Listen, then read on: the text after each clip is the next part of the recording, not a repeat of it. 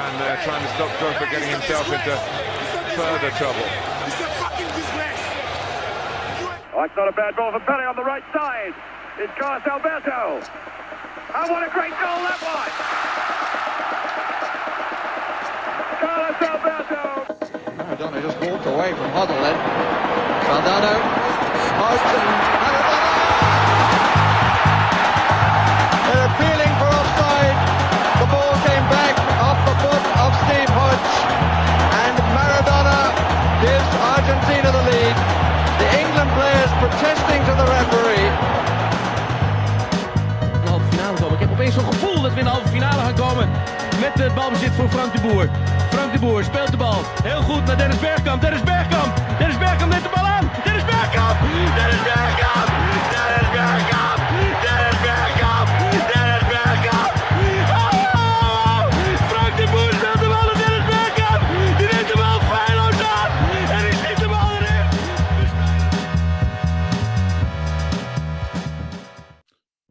So hello and welcome to the Scoreless Thriller podcast. I'm Alex and I'm joined today by Sebastian North of Campfire Football. Sebastian, good morning to you. How are you doing? I'm doing very well. Good afternoon to you. Got to make that clear. 6:15 here in Denver, Colorado.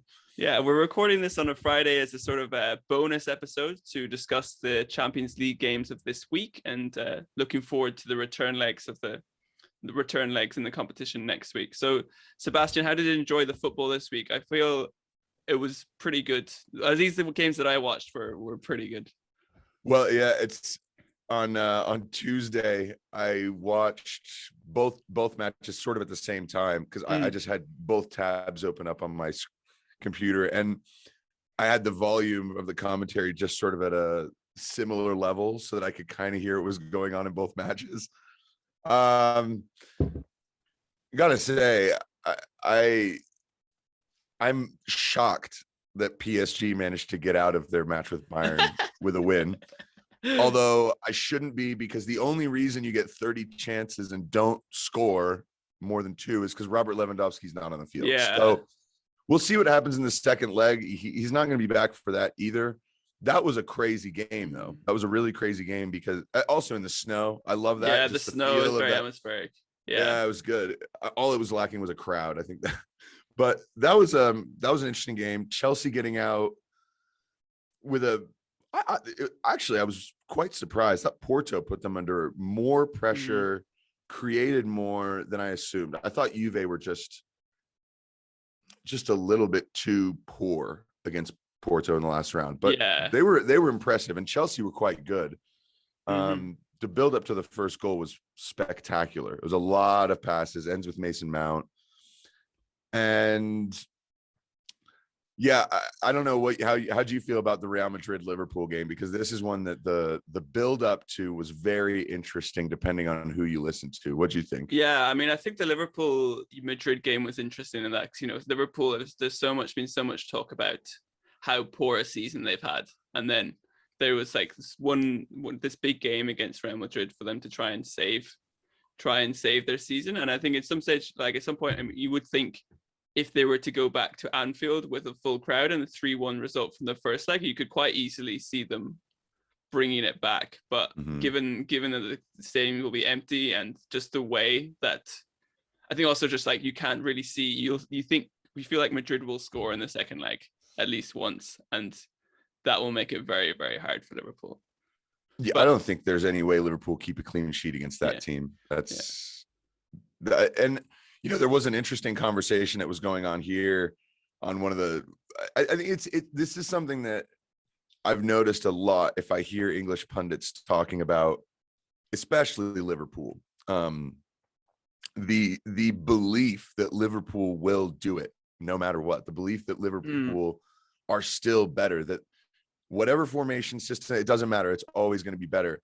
And there were a lot of people saying that if you've got Fabinho, if you've got, say, Thiago and maybe Henderson in there, you're really looking at a stronger midfield than Madrid's. And I think there is a weird, this week, I think that Toni Kroos and Luka Modric once again gave a reminder of how difficult it is to be actually that good. Yeah, how good that Because midfield three is with Casemiro, like how balanced it's kind of by virtue of them being around together as a pair for so long, people have kind of forgotten quite how good they can be. I think so. I mean, and when you watch that game, it wasn't, I mean, I was most impressed, and this is what has happened with Madrid. Every time they're in one of these Crunch Champions League matches, it's Luka Modric, it's Toni Kroos, it's Karim Benzema, and every time it is the soft, small things that they know how to do. I mean, Luka Modric against Atalanta was an exceptional defensive midfielder. I mean, exceptional. He cut out multiple balls. He was always there in transitions, recovering the ball. And this is not what you always think about with Luka Modric. You think about the outside of the foot caress ball. And he was basically guiding Atalanta players into Casemiro. This is the thing. These three are so clever and they're so good at using their spaces that if they get the ball and start controlling the pace of the game, they will. All they need is someone up front to score. And so if you got Vinicius Jr., he's having a nice day. Okay, well, that's all you need. Yeah, and I that think was incredibly impressive. People are slightly down on Vinicius in that he can be sometimes slightly inconsistent, and same with Asensio. But when they were old is he? Exactly. He's like must be like 19 or something. It's crazy. Vinicius, I'm not kidding. Is he even 21 yet? Because this is the thing. He was he's 20. He's 20. Yeah. He was brought to Real Madrid. I think he hadn't even played a professional match for it was Flamengo or Fluminense. I forget where he came from. He'd just been recognized at the youth levels, and they bought him for like 30-40 million. I think it was something crazy. So he has had he's basically almost like Messi, right? A player brought from there before he becomes a professional. And then, so it's incredible to me that there's, because I don't know, he is quite seriously, clearly a talent. Yeah. And for how young he is, I'm surprised people are, really give him much flack at all. I just don't But I mean, if you play that. for Real Madrid, then of course, Yeah, no, that get the flack. That is the case, but he's a player who's going to make it. He will make it at Real Madrid. I don't see any other way. As for, I'd have to say the City Dortmund game was fun. Yeah, that was most of my. I'm not great at double screening, so even though I had both of them, that was much more of my attention than the other one. So yeah. I have, when I do the double streaming thing, my goal is to hope that I don't miss something live. Yeah. So I try to read the flow of the game, but couldn't do it with this one. Did not see Dortmund scoring, not because they weren't able to or create chances. Just there's an air of an inevitability about City right now. And even when it was 1-1, you're like, they're going to carve out 2-3 more chances. We'll see what happens. And Phil Foden was, I mean, he was absolutely terrific. Yeah. They all were. But I thought in the second half, Dortmund really turned it on, and I thought, they've brought like their A game in the second half and put quite a bit of pressure on them. But you're right. Once Dortmund equalized, you still saw, there's 6 minutes to go.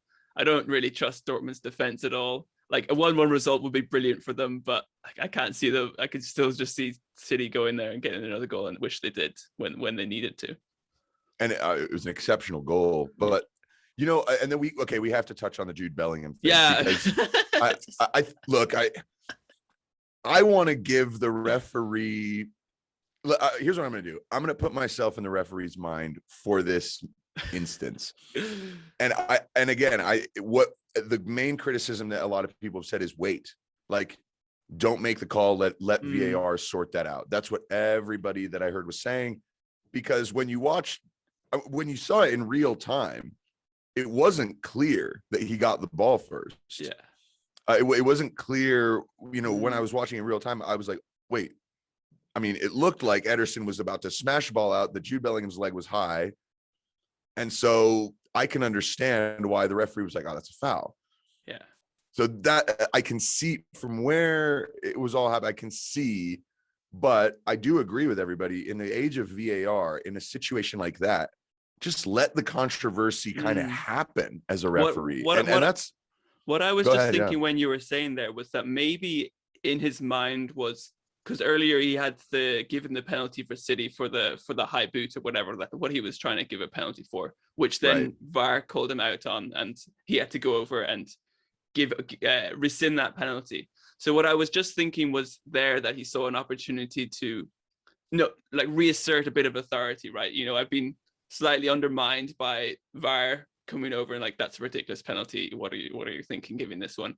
This is a chance for me to show that I'm still in charge of this game. Yeah. But also, I mean, so I think most people are pretty agreed it wasn't a foul, but you do see that kind of, you kick it and follows through and you hit the underfoot. You do see that foul quite regularly given around, around the pitch. Like usually, it's just that in this particular context, when you go back and rewatch it, like it looks ridiculous. Well, that foul that you're mentioning drives me crazy. Because that is, as I cannot come up with a better description for that than incidental contact. I am swinging for the ball. You are trying to poke it away. And I kick you, but the foul is how we meet. It's like your foot is there and you didn't whack me. I whacked you, but who got the ball first?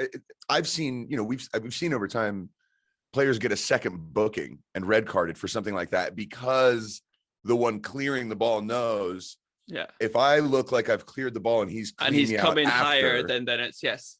Or even if I've seen players kick someone in the body, the guy's running across, tries to block the ball gets released, he gets kicked here in the chest, the guy goes down, yellow card for the player who got kicked because he arrived late. And then you also always hear the commentator cliche. The one that drives me the most insane is he knew what he was doing. I'm like,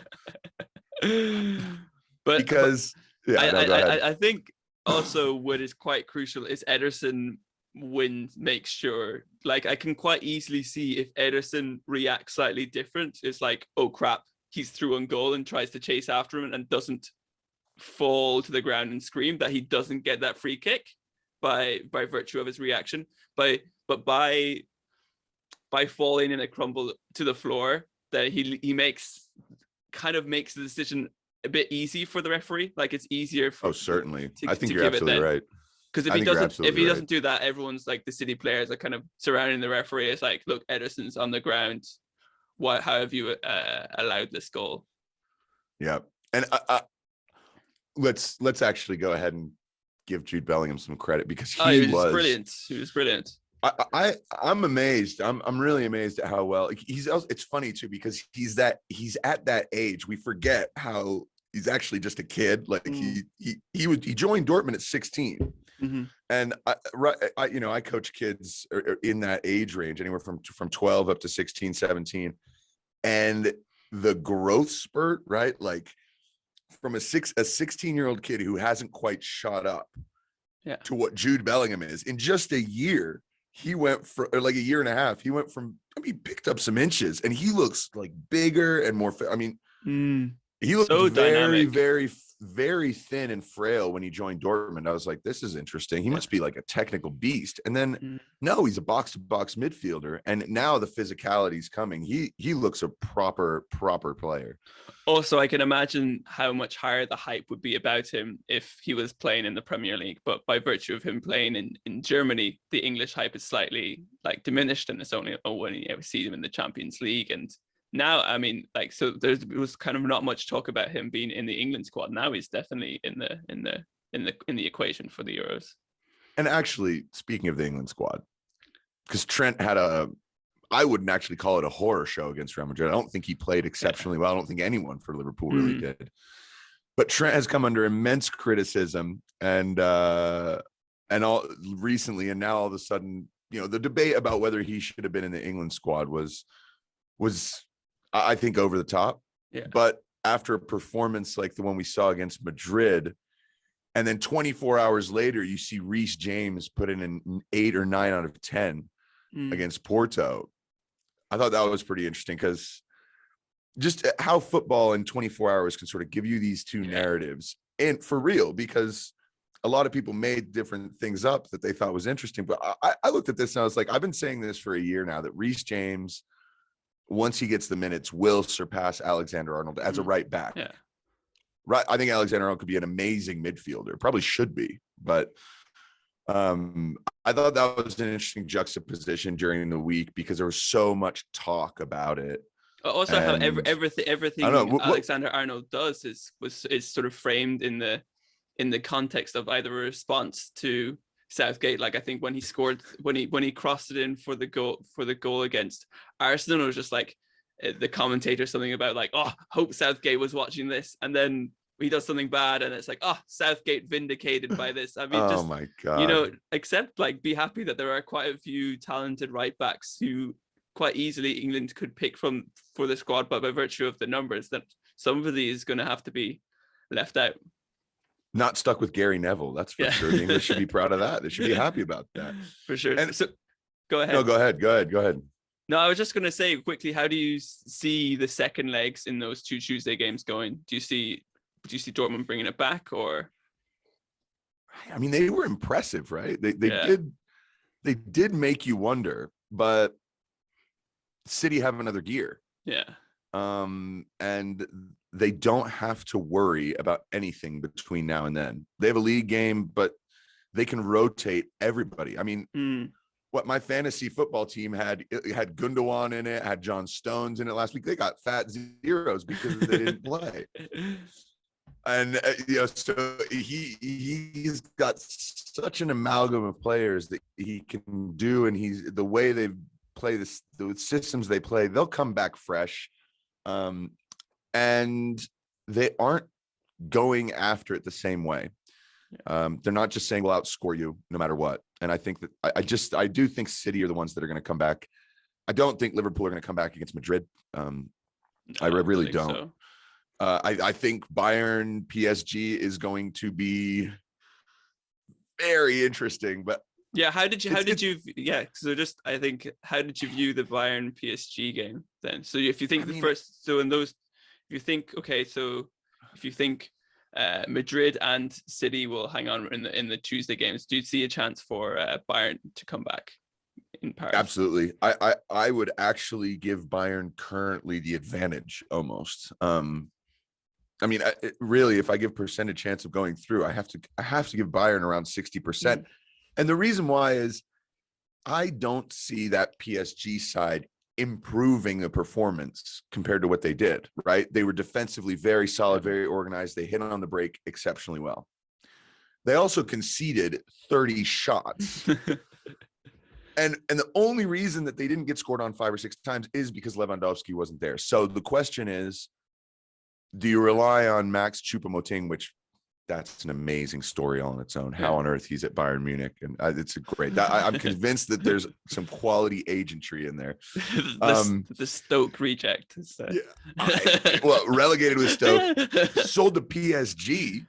Yeah, I mean that was, and then next Bayern after doing nothing at PSG. That's very interesting. But look, I think Bayern they're just really a machine, and they'll look at what got them in trouble and they'll fix it. I don't see PSG hanging on. Okay. I mean, it's possible, but I just really have to give. Go ahead. Yeah. I think I just because I get what you're saying about the performance level, but for me, I just don't. PSG don't have to be that good. They just have, because Bayern will push so many guys forwards in order to overturn the 2-goal deficit, basically. And that just leaves so much space for Di Maria, Neymar, and Mbappe. So they don't actually have to play that good. They just have to hit them on the counter attack once or twice, and the game is basically over. I think it's going to be the first 30 minutes is going to be a really interesting thing to see what happens that sets the pattern up for the final hour, right? Like who scores in the first 30 minutes? Because if it's Bayern in the first 30 minutes, it's game on. All they need is one for an hour, right? Back. If PSG score first, then we're in for goals and we know it, but we have no idea where it'll end up. And so that I think that's the most interesting one to watch for sure. Yeah. Because it's, I think, the most in the balance. I mean, Chelsea, the way Tuchel's going, unless they do what they did against West Brom, which was hilarious to watch, by the way. I'm a Chelsea fan. Okay. I could not turn it off. I was giggling because it was like watching a demolition happen, like a slow motion of a building crumbling. You were like, this is impressive. And the goals West Brom were scoring were so good that I was like, man, I just can't even turn this off as much as I want to just go, no. But no, I think that was a good wake-up call for them, getting 2-0 result sort of on the road against Porto. I just love the idea of Callum Robinson, the West Brom striker, just like marking in his calendar, when will I score my goals this season? Chelsea, first day of the season, and then this one, and then banging another there. Can't we play them every week? God, wish he'd save some of them for the Ireland games, but well. This is what I was going to ask you. Was how hard of an international break was that? It's just there. Because the thing was, right, like after the Serbia game, which we lost 3-2, you did see some green shoots, and you did feel like, okay, maybe Stephen Kenny is actually kind of moving the ship in the right direction. And you know, it's very funny because I think in Ireland, football wise, it's kind of a mini sort of culture war going on.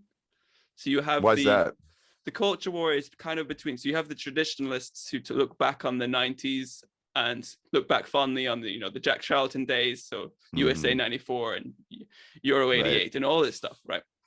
And they look back fondly on the Mick McCarthy stuff and the kind of stuff like, we should do it this way. You know, we don't have the players. Let's play direct football. Let's do what we're good at, play physical, etc., etc. And then on the other side, you have the people who listened to Stephen Kenny, who's always he talks brilliantly. If you ever see him interviewed or like read something about like building progressive football, he wants to build an Irish team that people would be proud of.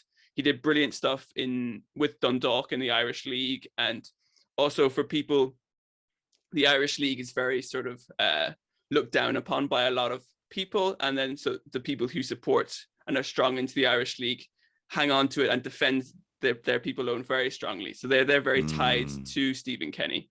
And then, so you have a clash between Stephen Kenny, he's been like, well, no, if we build things, if we like invest in youth development, start trying to build a better passing game, we can sort of progress the team. And then you have those who are like, well, what we're good at is the long ball, Martin O'Neill, Mick McCarthy, put them under pressure stuff. And then, you know, and then you have Stephen Kenny's struggles where he hasn't won a game yet after 11 games. And then they're all like, well, this proves it, right? We should go back to what we did before. Other people, like people still trying to back Stephen Kenny and stuff. So yeah, that's kind of like the 2-minute sort of view on the culture war going on. It's always interesting. I think what's happening at international level with teams is something that is very poorly reported because very rarely, especially from the English media, I mean, they're the worst at providing context for anything outside of the island. But it's just a fascinating thing. What is it that sort of is the cause for divide or discord or change of opinion for each country? And it's not always the same. I think that was an interesting point. And I mean, it's just, it's not as if there aren't any good players right now. That's the thing I wanted to like bring up, is that like people look at these small countries, maybe like Luxembourg or Eastern Europe, and they look back, well, 10, 20 years ago, we used to thrash them. I gave a brilliant, but these countries have good players now. Like I think there's a perfect example of this is after Ireland lost to Luxembourg, the striker for Ireland, James Collins, came out, and you know, the Irish media obviously were going crazy because we lost to Luxembourg. They're ranked 98 in the world, etc., etc. Yeah. And he was, you know, very somber in a post-match interview and said, it's embarrassing. You know, we shouldn't lose to Luxembourg. This is an embarrassing result for Irish football. Now, James Collins plays for Luton Town in League One. Yep. The guy who scored the goal for Luxembourg, Gerson Rodriguez, he plays for Dynamo Kiev, who were in the Champions League. Yep. So I mean, that team, I did the same thing as you. I looked at their lineup also because one of my colleagues, he's from Cape Verde, so you know, the Portuguese islands. And he was like, man, that Luxembourg team has like 4 or 5 guys from Cape Verde. I was like, really? And so there's a huge Portuguese. I didn't know this, but there's a massive Portuguese population that lives in Luxembourg. So they have almost like a lot of the sort of second string Portuguese players. Yeah, exactly. And I was absolutely shocked. I watched them play against Portugal, and I was like, okay, this is a good side. Like I know that the Republic of Ireland feel embarrassed losing to Luxembourg, but like, give them some credit. They're actually a good team with good players. And I agree. What you said is a really good point, right? And it's very common for anyone who plays in the British Isles. They just believe that because it's English football or because it's Scottish or Irish football, the little country on the continent they don't have the same story and name as us. So we should they were there. I mean, we got way. to the World Cup in 1994, therefore we should hammer Luxembourg 4-0. Yeah, and then 2002 and stuff. Yeah. So, and look, you guys were robbed of a Euros. I as a Frenchman, my mom's French. I will. That was, and I will say this: the French were embarrassed to be at that Euros because the team was shit in qualifying. The World Cup though, it was World Cup. It was World Cup South Africa. Oh, that's right. It was South Africa. The one when they stayed on the bus. Look what happened to us in South Africa. So we had no business being there. All the fans knew it from the beginning. Qualifying was a mess. Everyone hated the coach. Yeah. And then you've got this Ireland side that everyone really, I mean, I remember the French were like, this team deserves it. They're so great. Thierry Henry actually doesn't have a very good reputation in France. His reputation in England is stellar. In France, his reputation is not that great. And that's a huge reason why. Okay. Also, remember 2002, he got sent off in the second game against Uruguay. So for France, Thierry Henry failed in big moments or did stuff in big moments that a lot of the French, fans they're not as warm to him. And so, yeah, basically most French fans are like, we wish Ireland had been at that World Cup instead of us, because what a shocker we had when we went there. What a waste of space France were at that World Cup. Me too. I wish we had been there too. I would say though that in the years since, the somewhat Irish inability to let this thing go has been almost if not equally embarrassing, slightly embarrassing too. Yeah, I think that actually is unfortunate, right? Yeah. That was probably the last time you got a feeling that Ireland were going to go to a World Cup and really make something happen. Yeah, make an impact. And then since then, France has actually completely changed in terms of the way they can dominate football. And look, I mean, it's all in the cycles. International football cycles. Yeah. It's all these teams, they will be terrible at some period of time and excellent at another, right? Spain are about to go through a little bit of a drought, I think, and Portugal are about to maybe turn into the best side in the world. So, but what I think is happened though is a lot of these small countries in Europe, like take Iceland or some of the Eastern European countries or Luxembourg, for example, they've sort of redone their entire youth development cycle, and you see they're seeing the fruits for that. Whereas Ireland has always taken the short-term option when it comes to building its teams, and also there's a huge shortfall in money for youth development because the FAI is basically broke because of a long-running corruption issue. So now I think the thing is, now that Stephen Kenny is coming and he's trying to bring Irish football up to speed and stuff, he's doing it at the worst time with the worst possible group of players. That if he'd been able to do this 10 years earlier, then maybe he'd have a chance, but it's made so much more difficult by the current circumstances. Well, and maybe he's going to get just enough time to really be able to change some of the cultural things because of the pandemic being such an asterisk for everybody as a thing to deal with. Hopefully he gets enough time to actually be able to do that, because I mean, what you're saying, look, on a national team level here in the United States, it's a shambles as well. The only reason that anyone has any real pride is because the women go and win everything. Yeah. And they matter in that sense. But just recently, the under-23 team didn't qualify for the Olympics, lost to Honduras in the semifinal of the qualifying here. And if you look at the squad list of who played on that day, you probably will not recognize more than one or two names. And then if you were to look at the list that played against Jamaica in a friendly just the day before and look at the ages, you'll be like, why did they not take all of these guys and stick them in their Olympic team? And they probably would have qualified.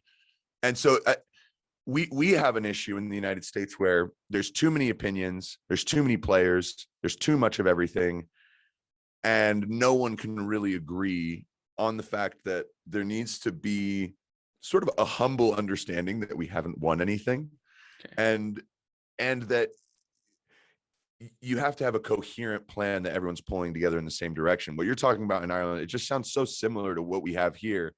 Instead of 2 camps of cultures, though, we have like 10. Yeah. And it's very, very difficult to I think really see an exciting path forward for the US team. I think unless they understand that talent alone is not going to help them. And it's just a funny juxtaposition from Ireland where it's like, well, we have no talent, so we've just got to go fire and brimstone in football. Yeah. And here we're like, we can play, we can beat Brazil. Oh no, actually we can't beat Honduras. I'm sorry. We forgot who we were for a second. So, but I guess identity they would say that, I mean, why, like, because Olympic football isn't the highest standard. But guess what you're saying is if the men's Olympic team were able to do a shot by virtue of them being at the Olympics, that would be a big boost for US soccer. Yes. So I think now this is where I'm going to lead you into understanding a little bit about how the culture works with this game, because people are fans of the United States every 4 years in the United States. Everyone for the World Cup, once they're in the World Cup, everyone is like, oh, this is cool. You still have your factions of people who are like, soccer, who cares, right? Grass fairies, I don't know what they're doing. But the grass fairies. I got that all the time growing up. Like play a real sport like baseball. You're like, you guys don't run. Like, so no, the big thing is that you have to understand the Olympics are it's just like the World Cup. Yeah. Everybody tunes in and everyone cheers for people they've never heard of before, right? You got this decathlon person or the curling team.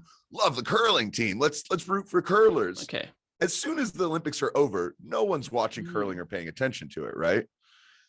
If you want to get fans that are going to stick around and pay attention to the team and maybe follow the players beyond just the tournament, the Olympics is a really, really good place because you've got young players, you've got eyeballs from all kinds of, I mean, everyone's watching the Olympics. And I mean, to me, the federation should see the Olympics as a no-brainer to try to elevate the status of the players in the game, because we don't have the Euros here.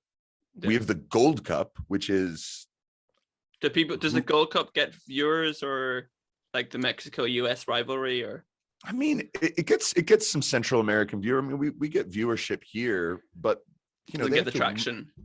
It doesn't get huge traction. I mean, and the networks have to really push to watch the US team. And so there was debate about whether, because the Gold Cup is happening around the same time as the Olympics. And so there was this debate about, well, we're happy that we're not in the Olympics so that we can bring a strong squad to the Gold Cup. But like, that doesn't make any sense to me. You're going to get way more money and viewership and sponsorship deals and everything from the Olympics. That's what the Olympics do. They make individuals who were otherwise not known into superstars overnight. That's what happens at the Olympics in America, because so many people come home with medals that no one knew about before. So that really is an exciting thing. It sounds like they're just turn your nose up to that. I'm not really sure. I just don't know. I think it should be a huge priority. We've not qualified for 4 of the last 5 Olympics, the United States. That's ridiculous. So it sounds like they're just trying to copy the formula for the growth of the game of like another country, but rather than looking at, England. Yeah, exactly. Or looking at the specifics of like the US market, right? Like, what can we get more US people into football? It's, using these marquee events. Well, there's always been, the United States is a weird child in the world of football, in the sense that, we've got loads of clubs called FC. Now, I'm all about us using the term football instead of soccer. because right, it doesn't really make sense. But yeah, it's an interesting one. I think I just think overall there's a way to be able to grow the game even quicker in a place like this, and to actually get people more interested. And it's not by using the formulas that exist in other countries. And we've always kind of done this. Like I said, we've got FC everywhere. Again, I don't have a problem with that, but that's a clear, like, okay, we've got to do what the English do. Yeah. We've got to, we've got Real Salt Lake. Like Real is Inter Miami. royal. Yeah. Real is royal in Spanish. Yeah. Salt Lake City has, like, it's the whitest place on earth, right? Like, why is it Real, right? Inter Miami, great. Inter Milan, right? Their whole thing was about International, because AC Milan only had Italian players, and Inter, when they founded, they were like, well, we're going to bring in foreigners. We're going to be the club that brings in people from all over the world who are willing to play, and for us. So, and International Miami, is that what I just don't really know. And so I think what's interesting is that kind of thing is done as a way to package it for people, and rarely does anything that is done with growing football here, very rarely is it done on just like, what we want, what is our identity. But do you think, because you have a lot of people involved in the sport who don't know anything about it at business levels, and they're just like, what do people like? And you're like, the game. They like the game. So but do you think they do that because they're worried almost of like Europeans being like laughing at Americans? They call it like Portland Timbers. That's a stupid name, or like, you know what I mean, or Seattle Sounders, rather than embracing like what is the US sports culture with names, and like, why not go full in on it, right? I completely agree with you. Look, that's the way it is here. A club like Arsenal, right, where these people worked in an armory. Yeah. That's what they did. They built weapons.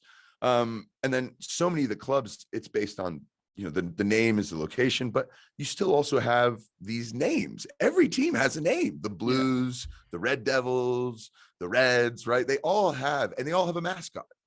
The only difference is in the United States, that is like the way the team is branded and called. Yeah. And you know what? I agree with you. I think that's great. I think especially when you start to name it something that really makes sense for the area. So Portland Timbers, right? Seattle Sounders. Yeah. That was the team from back in the 70s, right?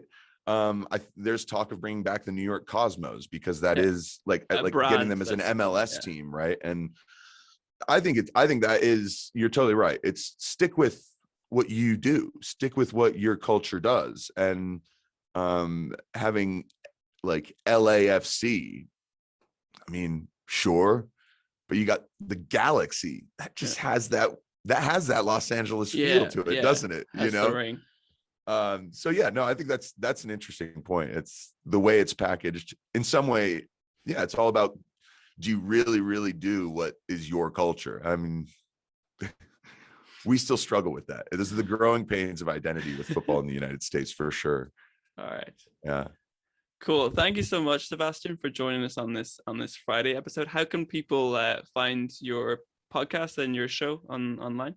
Yeah, thanks, Alex. This is really fun. This is great. Yeah. I love being able to connect with anyone who's doing podcasts. And I did want to mention yours. I listened to the Conor O'Keefe episode. I also the one about the game, the USA with Manny Jasmine. Game with Manny Jasmine. That was excellent. And I because I was actually at the Iran USA game in '98 in France. Oh, wow.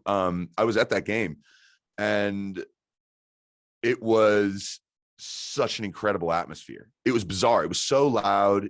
I couldn't tell, like, there were factions of fans intermingled all over the place. It was really, really interesting. And the gifts, that was the most unbelievable thing I've ever seen. It was the Iranians, every flowers. Single player had give flowers, but then the captains, go look at a video of the two captains.